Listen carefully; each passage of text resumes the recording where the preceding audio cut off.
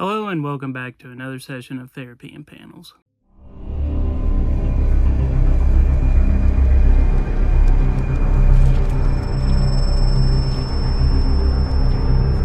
I recently went to the movies the other day and saw the trailer for the Supergirl movie coming out some later.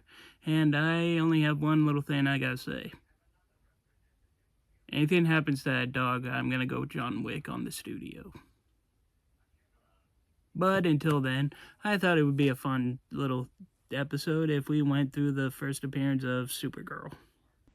Created by Otto Binder and designed by Al Plastino, the best I could find on the reason for her creation was just to give Superman a familiar connection and also to just have the female equivalent to the Man of Steel.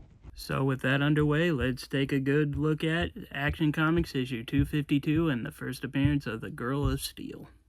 The cover is decent, with Superman looking shocked as Kara comes flying out of the crashed ship. The dialogue from Superman makes me laugh. A girl flying? It must be an illusion. Everyone knows women can't fly. They got ovaries. We open with Clark Kent working in his office when something catches his attention, and using his supervision, he sees a purple-colored rocket ship crash-landed several miles away. He decides to change into Superman and go to investigate, and is shocked to find a young blonde girl inside. Nope.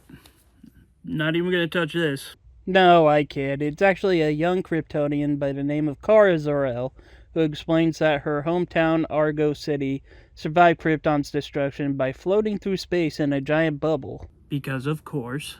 It was apparently designed by her father, Zor-El, who was able to create this to keep everyone alive, and also line the ground with lead to block kryptonite that, for some reason, is just irradiating from the ground. Because nothing says good city planning than covering your hometown in cosmic tinfoil. They managed well for years until a meteor shower punched through the bubble and lead shielding. Hope he had that thing insured. To save Kara, Zor-El built a rocket and sent her to Earth after learning about Superman, and hoped for the best, I guess. Superman realizes that Kara is his cousin and is thrilled to meet another Kryptonian.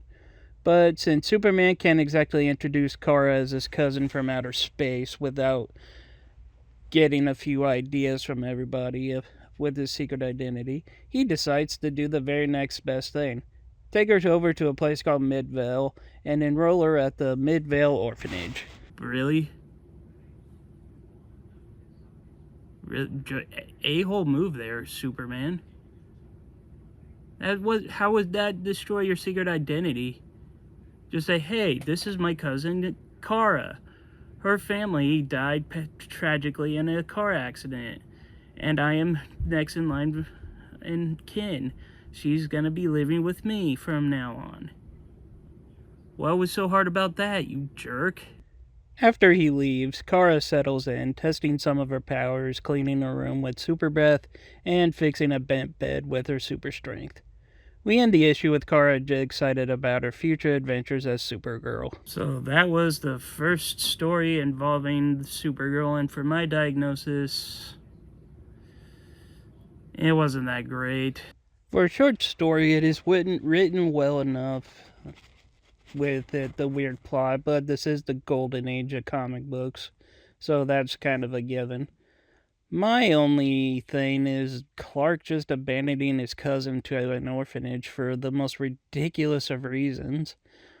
But other than that, it's not a terrible start. And with that, it is the end of today's session. Thank you all for attending. As always, if you liked the video, please be sure to leave a like, comment, and subscribe. And until next time, I am the Super Guru, signing off.